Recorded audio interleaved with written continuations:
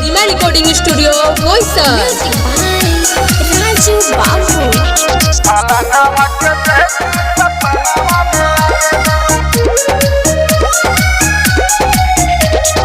अखिया से निद चैन दिल के उड़ावेले भाई कहाँ जाई हो। अखिया से निद चैन दिल के उड़ावेले, अखिया से निद चैन दिल के उड़ावेले। फलानामा के बेटी सपनावा में आवेले, फलानामा के बेटी सपनावा में आवेले। काला काला सूट पहनी जिया छछनावेले, काला काला सूट पहनी जिया छछनावेले। फलानामा के बेटी सपनावा में आवेले, फलानामा के बेटी सपनावा में आवेले। फलानामा के बेटी सपनावा में आवेले, सपनावा में आवेले, सपनावा में आवेले।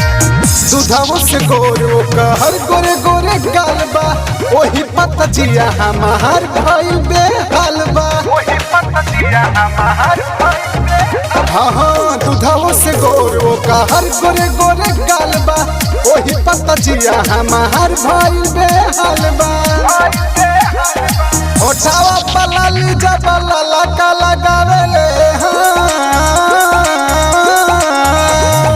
ओठावा पलाली जबला लगा लगावेले। फलानामा के बेटी सपनावा में आवेले, फलानामा के बेटी सपनावा में आवेले। काला काला सूट पहनी जिया छछनावेले, काला काला सूट पहनी जिया छछनावेले। फलानामा के बेटी सपनावा में आवेले, फलानामा के बेटी सपनावा में आवेले, फलानामा के बेटी सपनावा में आवेले। गरिमा रिकॉर्डिंग स्टूडियो बोईसर। शादी भारती के मगले बमतिया, निदियो नयावे हाय हाय सारी सारी रतिया।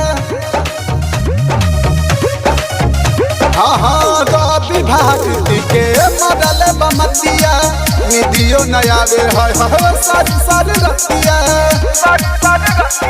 राइटर शिवनाथ के बड़ा तड़ पावेले, राइटर हरिलाल के बड़ा तड़ पावेले। फलानामा के बेटी सपनावा में आवेले, फलानामा के बेटी सपनावा में आवेले। काला काला सूट पहनी जिया छछनावेले, काला काला सूट पहनी जिया छछनावेले। फलानामा के बेटी सपनावा में आवेले, फलानामा के बेटी सपनावा में